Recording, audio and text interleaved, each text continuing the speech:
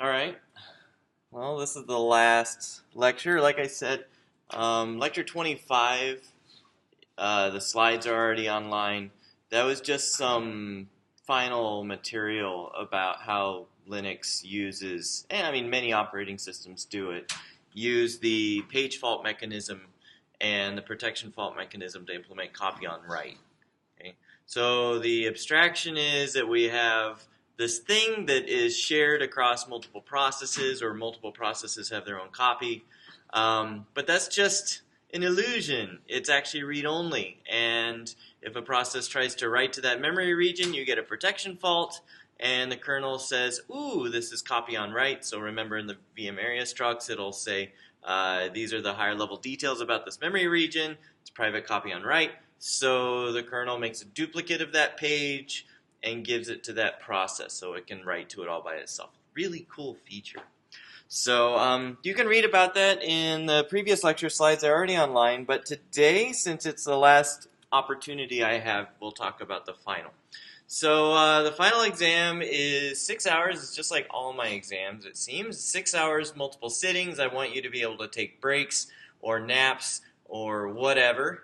Go for a jog. Open everything except for other human beings. I mean, you can always ask me questions.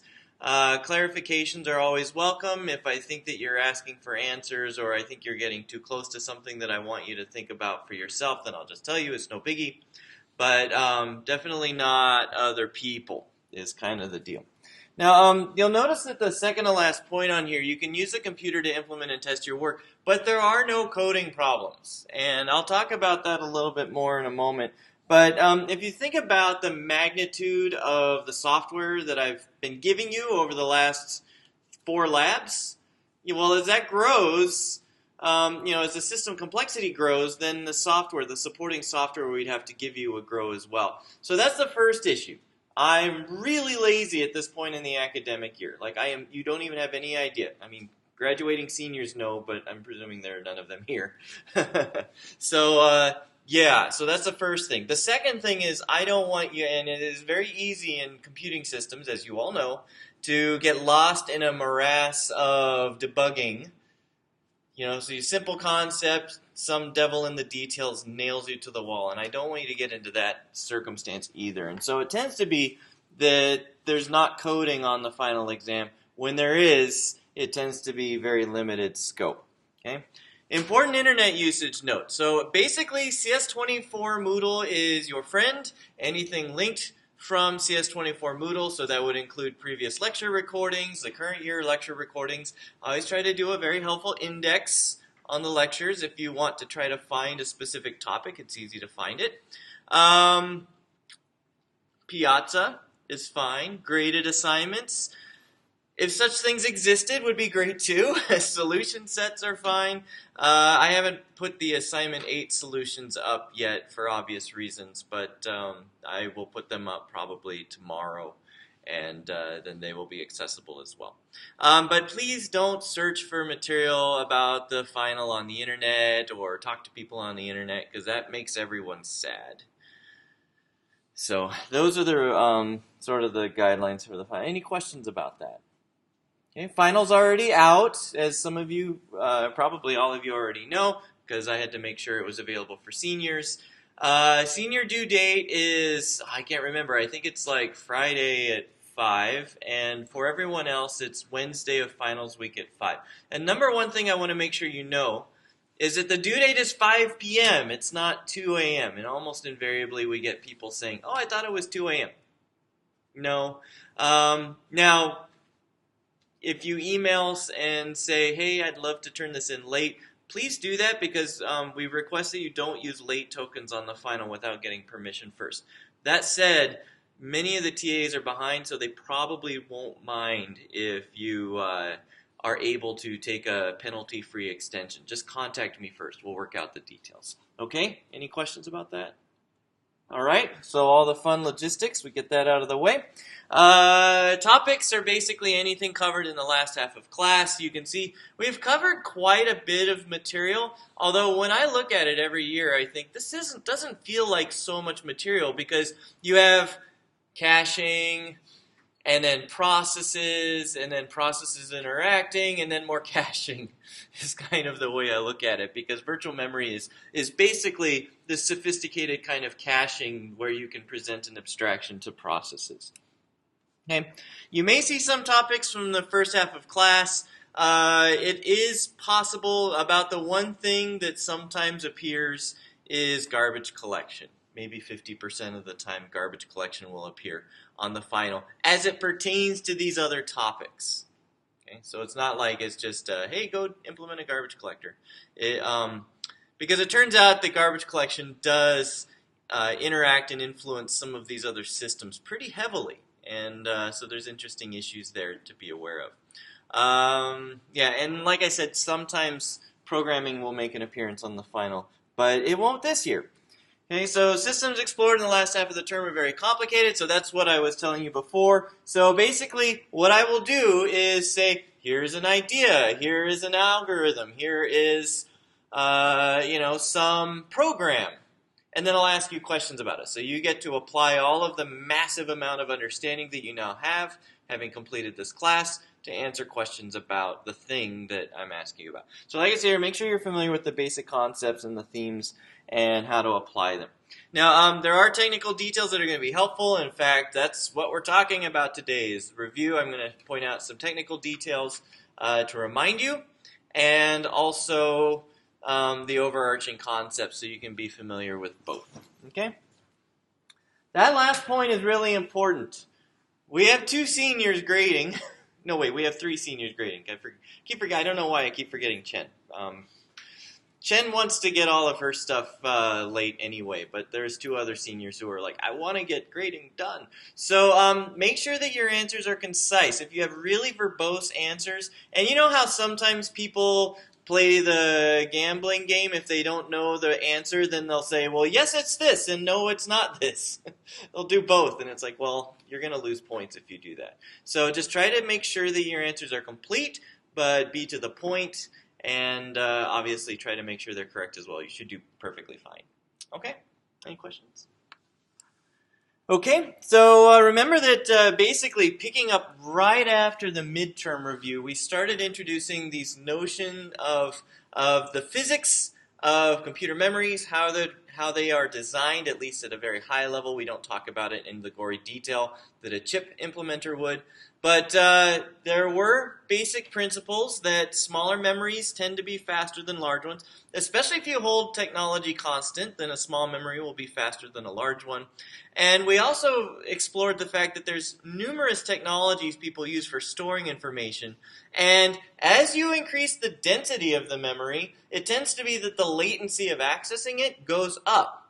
But then a lot of times you can get greater throughput because a bunch of information is suddenly accessible all at once. Okay? So those were the themes that we noticed about computer memories.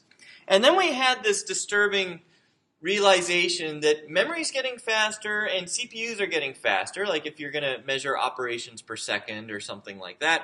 But CPUs are getting faster at a faster rate than memory. And so the gap between them is widening. And so it was really funny. I was talking to another one of the professors who's just a few years older than me, and we both got into computing for the same reason.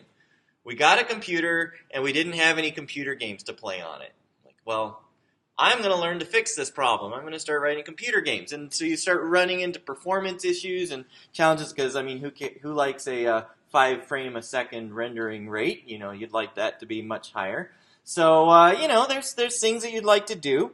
And we were talking about how, yes, caches are useful for solving this kind of problem, but the computers that we started on only had 1 level of caching because our processors weren't all that much faster than our memory. And so you could get away with 1 level of caching. But now we have 3 levels of caching on modern Core i7 processors and so forth. Okay, very common. So you have a DRAM. We typically call it main memory just for kicks. It's the largest, slowest memory. The CPU does not need any operating system intervention to access it. And then you'll have smaller, faster memories, typically with different technologies that are faster to access in between. Okay?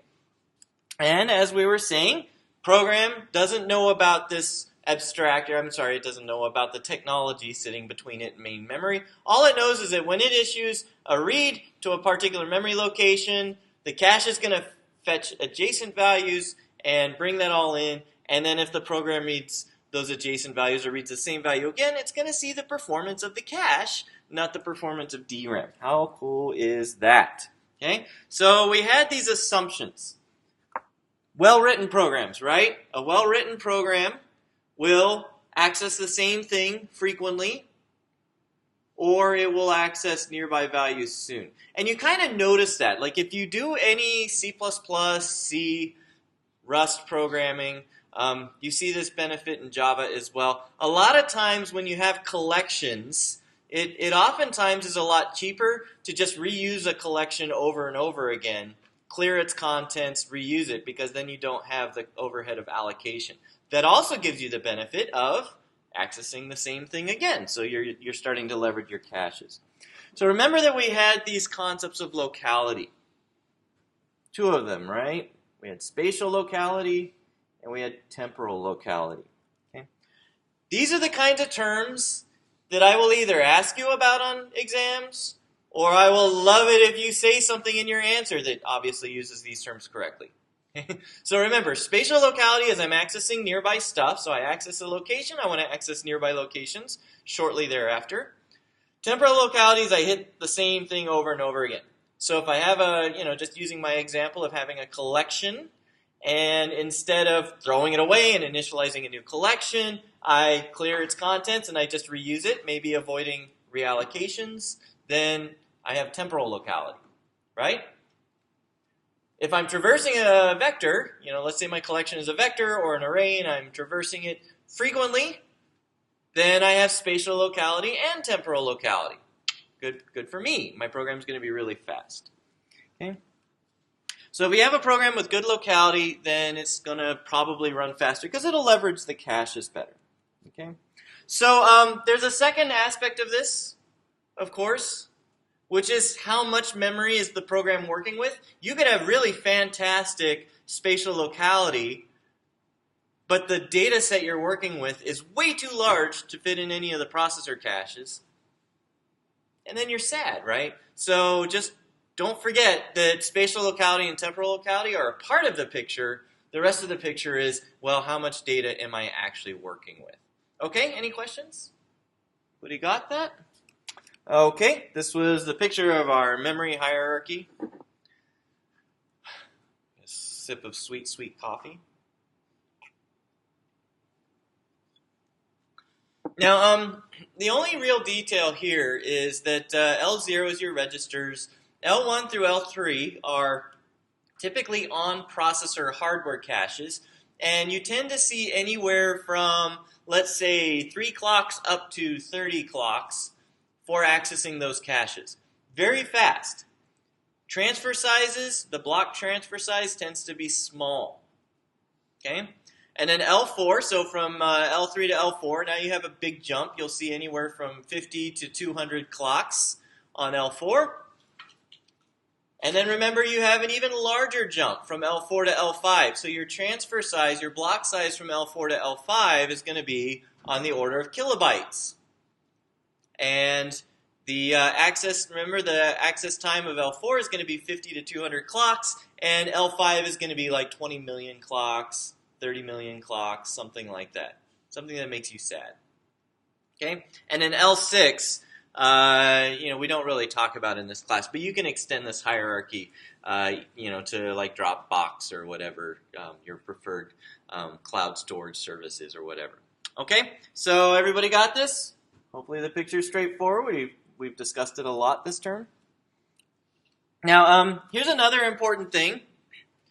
Frequently, we have multiple cores, and a lot of times those cores will have their own independent caches. And if you have a good processor design, then those independent caches have to be kept in sync somehow. Cache coherence. Sometimes I ask questions about cache coherence. Nothing insanely sophisticated, but remember I gave a whole lecture on multi-core and caching, so it would be a good thing to review before the final exam. But we have to keep these independent caches synchronized so that everything makes sense. There have been processors that didn't do this, and everyone was sad using them. So it has happened. Now, L2, it used to be on like the Core 2 series that you would have pairs of processors sharing an L2. And then that's it, right? So a pair of processors would share an L2. It turns out that on the modern Core I series processors, it tends to be that you have an L2 and an L3, and both L2 and L3 are shared across all processor cores. Okay, so it's just various ways of architecting these things. Like I said, the way that Intel tends to have to do these things, and any chip designer, is they'll simulate it and see whether or not the design is good. Because that's kind of all you have at this level. It's a complex system, difficult to model, and the easiest way to verify the quality of a design is to actually test it and measure it on real-world performance benchmarks. Okay, but are there any questions about this? This is the only slide I have on coherence, so just remember, review that lecture because it has a lot more detail. Okay. Now, yeah, the terminology, remember, I've already been using it, so you probably are all familiar with it. Blocks of data are moved from the lower level to the higher level that's actually providing the caching. 64 bytes is correct, right? Am I nuts? It's 64-byte blocks, right? This is not a trick question. The reason why I'm asking is because when I opened up the slide deck this morning, that said 32. And I was like, how in the world has this lecture gone so long with that error in it? So 64 bytes, right? For block sizes. Okay, good. I'm getting nodding heads, so I'm not crazy. Was for years, but now I'm not. Okay, so the cache needs to track the state of each cache block. Remember that you have the block, that's the data itself, but you also have the line, which has all the bookkeeping details. Okay? Kind of like the page table entry, but not quite, because the page table entry doesn't hold the block of data. Cache line holds all of it. So you have a valid bit, a dirty bit. Remember, if we support write back so that we can cache up writes, then we have a dirty bit. We have a tag so we know where the block came from, and then we have the block data itself. Okay? And so the cache is accessed with an address, and we have to figure out, is there a line with that address? Now, remember that hardware cache, and this is what I was pointing out, L2, L3, L4, you've got like 3 clocks, you've got 5 clocks, you've got 10 clocks, maybe you have 15 clocks to make decisions. That's it. That's not a lot of time. And so typically hardware caches are designed to be really clever with their placement policies so that when a request comes in, I know this is a subset of the area. Like, you know, when I was your age, my dorm room was really messy, but I tended to know, you know, if I need this thing, it's in this corner of the room, and if I need this other thing, it's in this other corner of the room. And then I could narrow down the search from there. Okay, so it tends to be that placement policies are very common in these hardware caches. We call them cache sets. Cache set, every block from a particular level maps to exactly one cache set, and this is implemented in hardware. It is not flexible. But if the cache set has multiple lines, it could go in any line in that cache set. So remember that we had these two extremes. A bunch of cache sets, each one with its own line that has its own strengths and weaknesses, and then you could also have one cache set with all the lines, okay, which again has its own strengths and weaknesses. So if I have one line per set, that's called a direct map cache, and if I have one set with all the lines, that's a fully associative cache. Okay? So I should just say infrequently, I will ask questions and say, you know, imagine you have a 4-way set associative cache, or imagine you have a direct map cache with this stride reference pattern. What happens? Okay? So hopefully none of you are scared by that, because it's just terms. You just have to understand what they mean, and then it's all easy. Right? So this is the way we map addresses to entries in direct map caches. So remember that we have some number of cache sets, that's capital S, it's a power of 2, so that we can take lowercase s bits out of the address. So you have the offset within the block, then you have what cache set are you accessing, and then the remaining bits are a tag. And we talked about this before. A particular tag value will be distinct for a given cache set, but you may see the same tag value across different cache sets. Okay. That's fine because the different cache sets have different set indexes, so the hardware cache will distinguish between them perfectly well. Okay. But now that you have that tag for an access, you can easily compare it to the cache sets tag to see if the data is in there or not. It's very straightforward. Okay. And remember, if we had a particular stride where everything was going into a particular set, we're really sad. It's awful. Because basically what you're doing is you're making your cache look a lot smaller than it is because you're only hitting a subset of the number of cache sets you have. Okay. Now, it tends to be that when you have these caches, like if you have a 4-way set associative cache, you might say, oh, 4 lines in the cache set, that sounds really small. But then they'll have a huge number of sets. And that helps mitigate this issue because your program will basically already be exhibiting really bad stride if you start hitting one of the cache sets all the time. Okay, so that tends to be the way that they're designed nowadays. Any questions about this picture? All right, so fully associative cache, the only important detail here to really point out is, well, there's a couple, but you have no bits for the cache set because you only have one cache set, so you don't need any bits for it. The rest of the bits are tag, and this points out the drawback because the tag is now large, the logic for looking at tags is large, and it could be anywhere, so we have a lot more complex logic to support a fully associative cache. Okay. We tend not to do this in hardware. There's no reason to. Okay. We've done perfectly well with 4-way or 8-way set associative caches, so why not just do that? Okay. It's like we've talked before. I mentioned this in a previous lecture, that you'll notice that most programs, when they're accessing memory, they may access 3 or 4 different regions of memory at a time, maximum. I'm talking like I'm reading this thing, and I'm computing a result into that thing. Or I'm scanning 2 or 3 arrays of data and writing it into another result. So you don't need that many lines per set to get a good program behavior. Okay, so that's a pretty comforting. That's why we can get away with just 4 or 8 lines per set.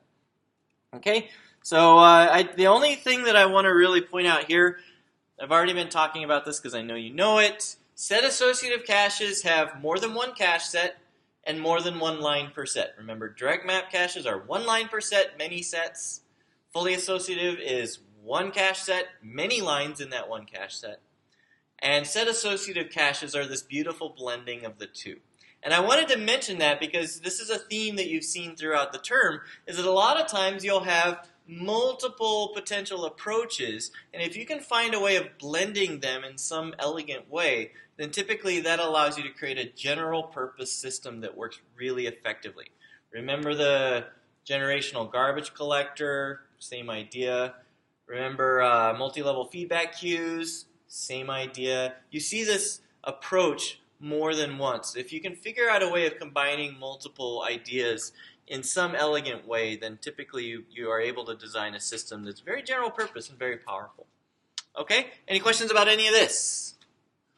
Okay. So here's a 2-way set associative cache. Okay, again, remember that when we say E-way, we're just saying how many lines are in each cache set. We're not actually saying how many cache sets there are. So just saying a 2-way set associative cache is not sufficient information. You'd also have to know how many sets and so forth. Okay, and there's no reason for E to be a power of 2. Just happens to be in this case. But the number of sets definitely has to be a power of 2, at least in the way that we have discussed these things. You'll notice that some like processor caches actually are not, they have a non-power of 2 number of cache sets, but they do clever things. Okay, so blah, blah, blah. Pretty obvious. Cache misses. So we have to load new blocks into the cache, and so we have to have a replacement policy of some kind. I want to mention one thing here. We talk about LRU pretty frequently because LRU is a nice, simple replacement policy, but it actually turns out to kind of suck. Okay? Surprisingly enough, it's not hard to design a page replacement policy or a line replacement policy that does better than LRU. Okay? It's just really easy to understand. One of the things, though, is that we talk about LRU in the context of hardware caches. Hardware caches basically never implement LRU. They have to approximate it in some way. The reason why is because LRU is just too complicated for something that has to run in 3 clocks or 15 clocks. If you think about it, one way of implementing LRU is for each cache line to have a timestamp stored in it, and every time an access comes through to the cache line, I update the timestamp. Well, now I have this big value I have to keep track of, and I'm doing that on every access. And then I have to compare all the timestamps. Well, that sucks. There's another way of doing LRU where you have a linked list of things, and when something's accessed, you always move it to the end of the list. The least recently used thing is always on the front. Well, now you have linked list stuff. Well, I'm definitely not doing that in a hardware cache. Okay, so this is why LRU basically never appears in hardware caching. Okay? And it also doesn't appear in MMU implementations. Now, maybe that's where it will make an appearance in the future, but not yet. And so we tend to use much simpler policies. Okay, you guys actually got a good taste of those, or are getting one in Assignment 8. Aging is an awesome policy. And it turns out with a very small number of bits, you can get very good page replacement choices. And you can implement that in hardware very easily as well. Okay, so hardware caches use simple policies, blah, blah, blah. Software caches tend to use sophisticated policies, as you are seeing. Okay, any questions about that? All right. So writes, remember that there is write through. We basically, on a write, pretend the cache doesn't exist. Terrible, right? And so we're not exploiting locality on writes. That's why we don't like write through. Or you can do write back, but then your cache line becomes slightly more complex and your eviction process becomes slightly more complex. Okay? Remember, those are the two things that have to change. Record that the block is now out of sync with its backing data store. And when you evict that line, now you have to think about, do I need to write it back before I reuse it for something else? So, but so important and helpful that basically most hardware caches nowadays use write back because it just makes things so much faster. Okay. So, any questions on writes? Okay. Again, this is a really nice thing. I'll give you a secret, which isn't that much of a secret, but basically every final exam in this class that I ever issue has some problem involving cache analysis. Now, it's at a high level because caches are complicated now. We used to do it, and even when we only had 2 levels of caching, it was a bitch. Now we don't do that even.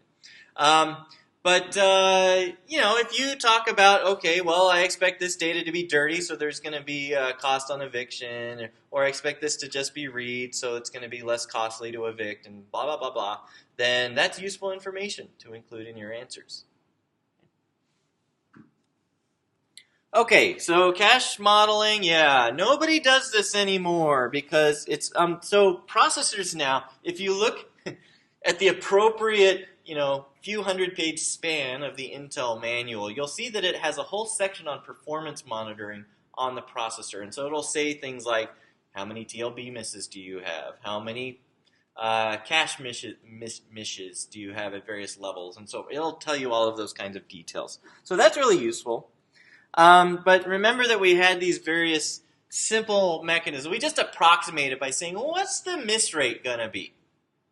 What's the hit rate? Remember that this is a value between 0 and 1 saying basically the percentage of accesses that will result in a hit or the percentage of accesses that will result in a miss. Okay. Hit time, giant approximation. How long does it take to actually get the value I wanted from the cache if the cache had the line of data in it?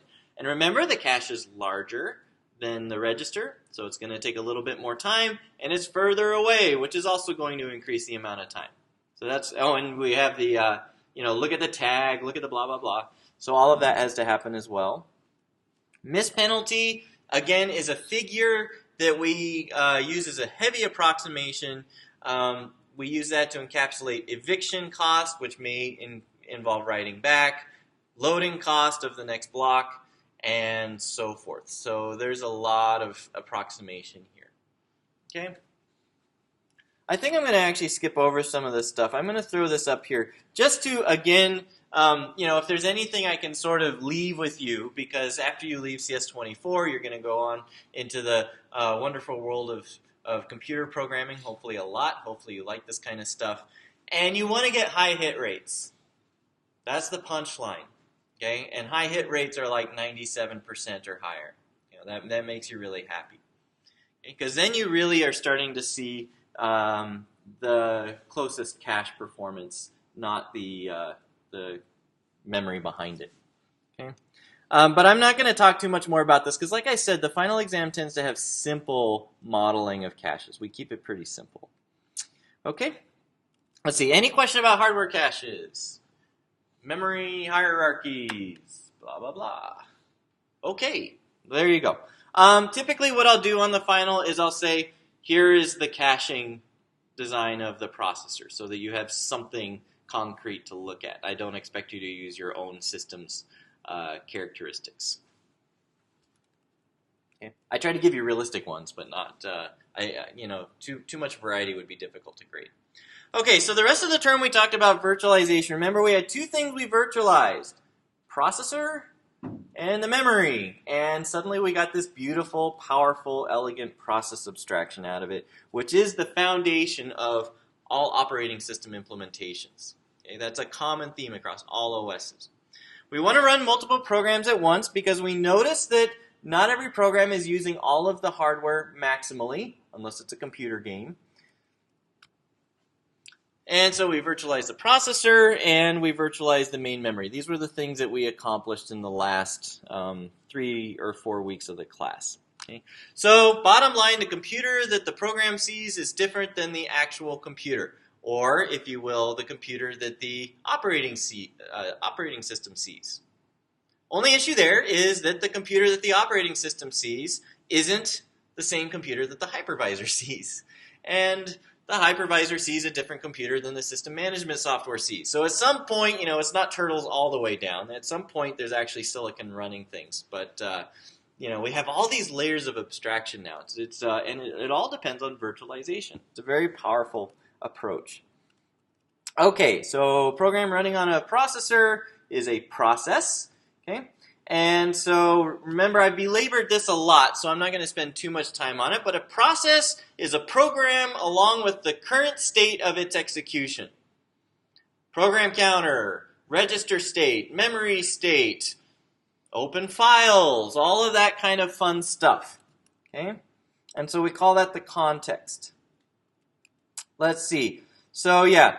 A single processor can still only run one program at a time, and so please keep that in mind. So that's all pretty basic stuff. Difference between concurrency and parallelism? Does everybody understand the difference between concurrency and parallelism? Can you achieve parallelism with one processor? Seeing lots of horizontally shaking heads. Very good. Or turning on their z-axis, if you will. Parallelism requires at least 2 processors because parallelism means you're doing multiple things at the same time. Can you achieve concurrency on a single processor?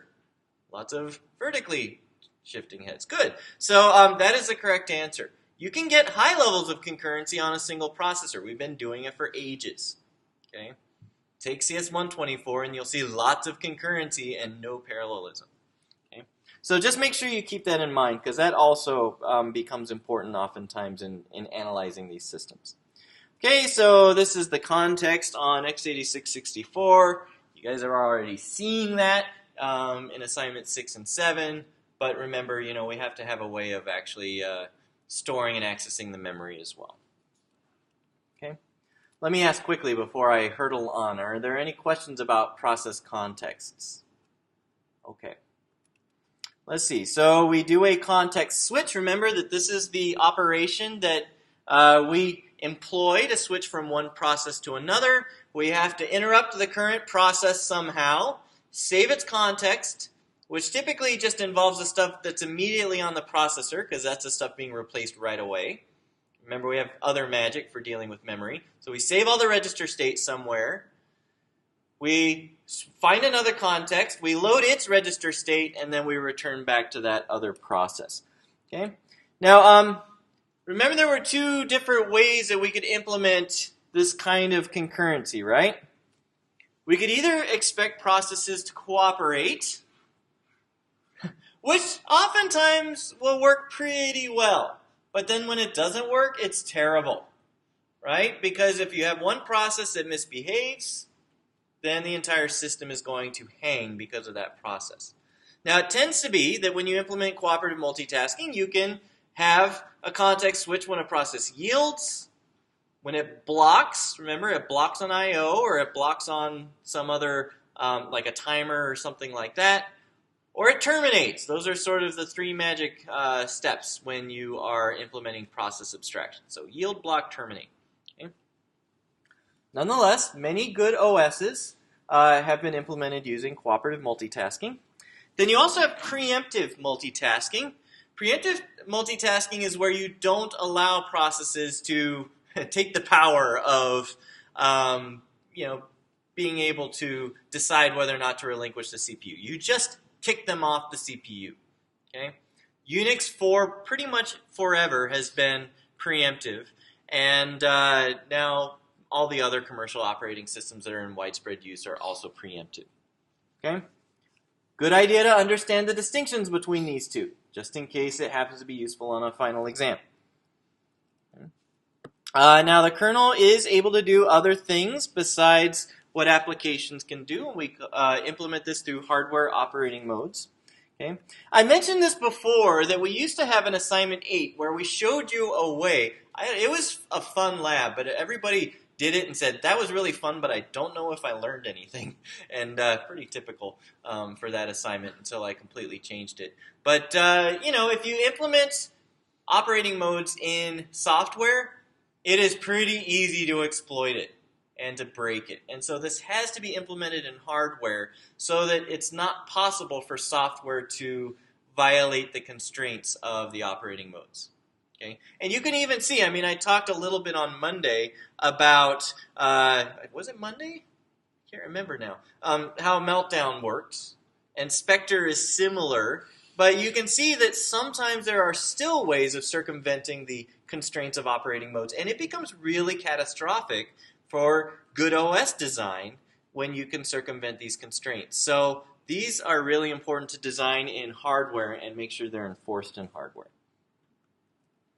Okay, so we talked about x86-64 having 4 operating modes. Ring 0 is the highest or most secure. I'm sorry, that's probably the wrong way of saying it. It's the most privileged operating mode is probably the right way of saying it. Ring 3 is the least privileged. And again, we're ignoring hypervisors and system management software and so forth, which are in even more powerful rings. But we don't really care about this very much. The most important detail to remember is that there is a kernel mode and there is a user mode. Okay? Kernel mode is, I can do everything. User mode is, I can only do a few things. I can compute, I can do useful work, but I can't control page tables, I can't control the timer, and so forth. Okay, any questions about this picture or anything related to it? All right. So we need to be able to get out of normal program flow for various reasons. And so remember that there were 2 categories of exceptional control flow. Things caused by hardware, things caused by software. That's the way to think of it. Okay, so interrupts caused by hardware saying I want attention, and exceptions are software saying I want attention or I need attention. Something like that.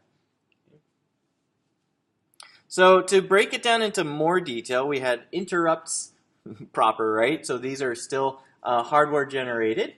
Okay. We have traps, which are intentional software exceptions. Okay. So that would be your syscall, sysenter, or int instructions. Okay. Blah, blah, blah. Remember, you pass stuff in registers. It comes back in registers. The reason why we like to pass things in registers, I don't say it on the slide, do I? Yeah, why do we like passing things in registers when we go into the kernel? Remember that when we switch protection levels, we switch stacks because we don't want to share a stack with the user program. I don't know how smart or not smart they are, so I'd rather have my own stack. And so just keep in mind that that is an important detail of trapping into the kernel. Okay, you have faults, unintentional exceptions. You guys are generating a lot of faults if you're doing assignment 8 right now. Fortunately, intentional. At least I hope they all are. But anyway, yeah, virtual memory page to disk is the obvious example. Now we can talk about this and it won't actually be out of order. But if I have a fault, it could be caused for a good reason or a bad reason. The program could be misbehaving. And remember, the OS has a complete description of the program's address space, what it is, like its current point in time address space, depending on mallocs and stack usage and mmap calls and all of that stuff. It knows the entire address space, so it can say this address falls within a valid address range or it does not. So the kernel can deal with that. Okay. Any questions about faults? All right. And then aborts. Those are also caused by hardware, but it's really, really, really sad hardware. Okay. It's hardware that is ready to throw in the towel. Okay. So, let's see. I'm going to skip over this stuff. Again, the most important thing to keep in mind with all of this is that when you trap into the kernel, you have a stack switch. When you change protection levels, you have a stack switch. That's important because it is slower. And we'll talk about that more momentarily. Okay, yeah, so the most important point in this little section is the OS is an intermediary between the computer hardware and application programs. Giant takeaway. Okay, the OS is the government for your computer, and it's making sure all the programs get along and share things properly. Okay, system calls. Yeah, so this is another valuable and important thing to keep in mind. System calls are basically the OS gets, the program says, hey, OS, can you help me out? And the OS is like, ooh, maybe I can context switch. You know, it's like always thinking that in the back of its head when you system call into the kernel. And so since many operations involving the kernel take a long time, context switches are extremely common in these circumstances. Okay? So I talked about this. Again, you have, oops, don't want to do that. Disk transfer, that's going to take, let's say, 5 milliseconds or 2 milliseconds, or if we're really lucky, 0.1 millisecond, but it's still milliseconds. And so the kernel is going to set things up and then take over on behalf of, switch over to another process that can actually proceed. Okay? Questions about that? I'm going to skip the discussion of DMA. It's really cool, but I don't know that I have ever talked about DMA on a final exam. Okay? I guess this is final exam review / CS24 review. So DMA is cool, you love it, it's your best friend, but not if you care about the final exam. Okay, go us. Signals. So yeah, sometimes signals appear on the final. This is basically exceptional control flow. This interrupt mechanism exposed into user programs. So pretty nice. Really sophisticated design. Like we actually talk about how it works in 124. It's a very clever design, very powerful design. And so you have some hardware interrupts that are mapped into signals, like your page fault, your protection faults, your divide by zero, your illegal instruction execution, which reminds me, there's something else really cool that I would love to tell you about. We'll see if we have time for story time at the end. So anyway, and then others are from other processes, like your Control C, your Control Z, and so forth. And so you can register signal handlers. Remember that signal handlers need to be reentrant. They need to not have shared global state that can be manipulated in weird ways. And so that was a pretty important thing for signal handlers to work properly. Okay? Not going to spend too much. I mean, you may see signals on the final exam, but you're not going to have to do anything really sophisticated. Remember, I already told you, you don't have to write programs on the final. Okay, so we also had the process abstraction. Remember, you have a process ID. Fork is fun. You call fork and it returns twice. It just happens to return in two different processes now. And the only difference between the child and the parent is that their process ID is different. Okay?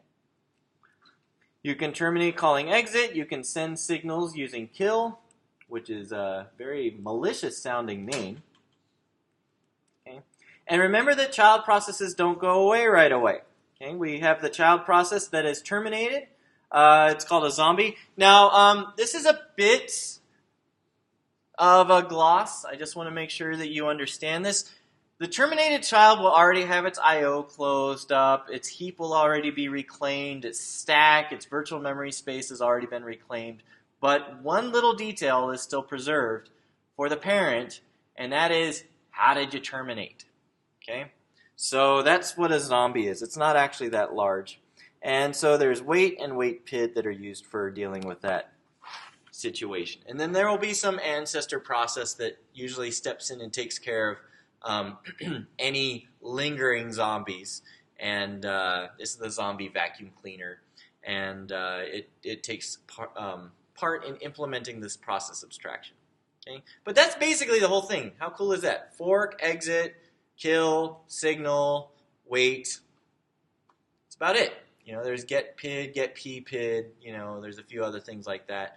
But that's about it for the abstraction. Okay, any questions? All right, let's see. So exec, this is a really powerful one for loading and running a program. So it basically reinitializes the context for a new program. Okay. And so exec, when it is successful, it doesn't return at all, because the old program doesn't retain any knowledge of what's happening next. It is completely replaced by the new program. Okay. We have a process control block or some analog to that. Like I said, in Linux, I believe it's called a task struct, and you have one of those per thread in Linux. And basically, that's where all of the details of the process's context are maintained from, including the page table mapping. Okay, this was, oh yeah, you can see final exam, slide animation needs some help. The user abstraction presented is that processes are either running, suspended, or terminated, but in the actual implementation we have a lot more states, because we especially need to distinguish between processes that have a processor and ones that don't but would really like one. So that's running and ready. And then remember, if a running process does something that, you know, like a read or what would be like pause or something like that, where it actually says I want to passively wait, then it'll go into a blocked queue and it'll stay there until the appropriate thing happens, and then it'll be moved back to ready. Okay, so this is roughly what's going on from a state diagram standpoint. Okay? Scheduling, so remember we talked about various details of scheduling. Fairness is really important. I frequently ask questions about fairness. I think like 75 or 100% of my final exams, I ask questions about fairness. Fairness just really means that there is some upper bound on the amount of time it will take for some process to get a resource that it needs. Okay, so if it's a CPU, then you'd like to have an upper bound on how long it is before, you know, it could be 5 years, but if you say it's definitely going to get the processor within 5 years, well, it's not very nice to that process. It's still fair. Okay, so that's one of the interesting things about this. But fairness is that, you know, there's an upper bound on the amount of time it will be. Okay, and we talked about different scheduling algorithms, round robin. Remember, round robin is big slices of time that really don't get preempted. If the process yields blocks or terminates, then obviously it releases the rest of its time slice. Great for compute intensive. Interactive ones hate it. Real-time ones hate it. Shortest job first. Really good for interactive processes. This is a priority-based scheduling algorithm. Okay? If you can somehow guess the length of the next CPU burst, then you do the shortest one first. And this minimizes the average response time, or the average time till the process starts to run when an event occurs. And then you have earliest deadline first, which is a really great, oh, come on, brain, real-time scheduling algorithm. Okay. There's another one called rate monotonic scheduling. That's the one that I was telling you about, where the CPU utilization actually can't reach 100% for rate monotonic scheduling. But we talk about that more in 124 because it's an interesting thing. Any questions about any of these? Again, be familiar with them all. Be aware of what each one of these algorithms' characteristics are and strengths and weaknesses. Okay, and then we had multi-level feedback queue scheduling, which I'm not going to spend much time talking about, but many OSs love multi-level feedback queues because it's just really good at separating out processes based on their behavior. You can have regions of queues that are used for real-time scheduling and regions for interactive processes, and so you can prioritize in that way. Very powerful general-purpose algorithm, and so you see this one quite frequently in OS implementation. Okay. Any questions about that? Alrighty. So let's see, virtual memory, and you know what? It's 11:55, so let me see if there's anything really crucial because we just talked about this like this last week. So address translation, blah blah blah, and multi-level page tables. I spent a lot of time talking about this for the last 2 lectures, so I don't feel too much need to talk about it. And you guys are getting a lot of exposure to page replacement algorithms. Sometimes I talk about page replacement algorithms in the final exam, and you guys get a lot of exposure to that in assignment 8, so that's pretty good. Okay, yeah, blah, blah, blah, faults. So, again, this is basically the last few lectures, so no need to worry about that. This I want to talk about. I know that it's 11:55, but let me just make sure you understand. Context switches aren't cheap. We would like to avoid them if we can. It's just that if a process has to stop for some reason or we need interactivity to be good, then context switches are necessary. So you can view them as being a necessary evil where you need some of them, but not too many. Okay? Because you have all of these things that are going on. You interrupt the process, you end up back in the kernel, you may switch stacks, you have to save the context. You have to do whatever the kernel needed to do. Maybe it's a system call, maybe it's handling some hardware that wants attention. Then the kernel has to pick another process. Maybe it'll be the same process if it was the highest priority one. Restore that context, and then go back to user mode. So you're switching stacks again and all of that stuff. So just keep in mind that context switches, you can estimate around 20,000 clocks. Okay? And they aren't the best. We'd like to avoid that. Okay, any questions about that? Okay, let me see what else I have here. Yeah, so you can basically read this stuff. System calls aren't cheap. Context switches aren't. They're even more expensive because a system call may be an opportunity to do a context switch. Okay, let's see.